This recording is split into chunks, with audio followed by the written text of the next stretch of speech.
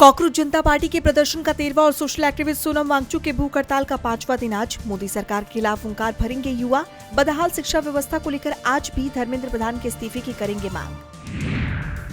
राम मंदिर चंदा चोरी मामला, आज अयोध्या का बार एसोसिएशन ट्रस्टियों के खिलाफ पुलिस से करेगा शिकायत। ट्रस्टियों पर एफआईआर दर्ज कराने थाना राम जन्मभूमि पहुंचेंगे वकील। कांग्रेस नेता केसी वेणुगोपाल की अगुवाई में आज होगी पीएसी की बड़ी बैठक। 11 बजे पार्लियामेंट में होगा मंथन। सरकारी खातों और वित्तीय मामलों से जुड़े अहम एजेंडों पर वरिष्ठ नेताओं के बीच होगी बातचीत। पश्चिम बंगाल में नेता प्रतिपक्ष ऋतुव्रत बनर्जी आज दिल्ली में चुनाव आयुक्त से करेंगे मुलाकात। पार्टी के नाम और निशान पर पेश करेंगे अपना दावा। टीएमसी के 10 लोग रहेंगे मौजूद। दया याचिका से नहीं, जन दबाव से हुई थी सावरकर की रिहाई। राहुल गांधी के खिलाफ मानहानि केस में कोर्ट में सत्यकी सावरकर का दावा। पहले माना था कि वीडी सावरकर ने ब्रिटिश हुकूमत से की थी माफी की मांग। बिहार के राज्यपाल लेफ्टिनेंट जनरल सैयद अता हसनैन आज ईरान के लिए होंगे रवाना। ईरान के दिवंगत सुप्रीम लीडर अयतुल्ला अली खामेनेई के राजकीय अंतिम संस्कार में भारत सरकार का करेंगे प्रतिनिधित्व।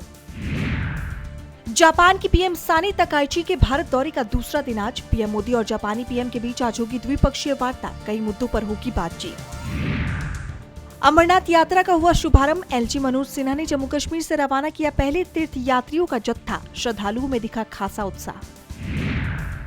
देश में मानसून का असर। एमपी, यूपी, महाराष्ट्र में बारिश से सड़कें डूबी। मुंबई समेत आसपास के जिलों के लिए रेड अलर्ट जारी। बिहार, झारखंड में बिजली गिरने से 5 लोगों की गई जान। फीफा वर्ल्ड कप 2026 में बेल्जियम ने सेनेगल को दी मात। पेनल्टी शूट आउट में 3-2 से जीता मैच। प्री क्वार्टर फाइनल में बनाई जगह। मुज्तबा खामेनेई की जान जाना तय। इजरायल की इस धमकी पर भड़का ईरान, कहा जोरदार जवाब देंगे। क्षेत्र में बढ़ा तनाव। चीन को कब्जा नहीं करने देंगे। पनामा नहर को लेकर अमेरिकी राष्ट्रपति ट्रंप की बीजिंग को खुली चेतावनी। कहा नहर नियंत्रण पनामा को कभी सौंपा ही नहीं जाना चाहिए था। भारत के साथ बराबरी पर हो रिश्ते। बांग्लादेश जमाते इस्लामी चीफ शफीकुर रहमान का बड़ा बयान। कहा तिस्ता हमारा मामला। बांग्लादेश ने चीन को सौंपा है भारत के लिए सुरक्षा के लिहाज से अहम तिस्ता प्रोजेक्ट। आतंकवादी तो आतंकवादी ही होता है। सीमा पार आतंकवाद के हम सबसे बड़े पीड़ित। संयुक्त राष्ट्र में भारत का पाकिस्तान को कड़ा संदेश। जमकर लगाई फटकार।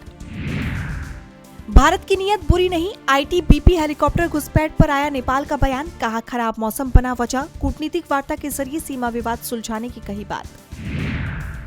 4 दिवसीय यात्रा पर फ्रांस पहुंची वित्त मंत्री निर्मला सीतारमण। आर्थिक संवाद, निवेश प्रोत्साहन और प्रमुख परियोजनाओं पर करेंगी चर्चा। रणनीतिक साझेदारी और आर्थिक सहयोग को गहरा करने पर जोर। लघु बचत योजनाओं के लिए सरकार ने की ब्याज दरों की घोषणा। पीपीएफ पर मिलता रहेगा 7.1% ब्याज। जुलाई 2026 से 30 सितंबर 2026 तक लागू रहेंगी दरें। सोना आयातकों के लिए बड़ी राहत। बिना झंझट 30 सितंबर तक वैध रहेगा खरीदारी का कोटा। भारत यूएई व्यापार समझौते के तहत गेहूं निर्यात की समीक्षा भी शुरू।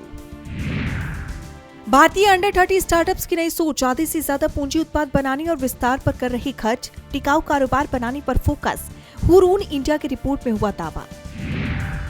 जंग लड़ने से देश को हो रहा हर साल 12 लाख करोड़ का नुकसान। स्टेनलेस स्टील उद्योग ने की राष्ट्रीय नीति की मांग। सस्ते आयात और नीतिगत खामियों पर जताई चिंता।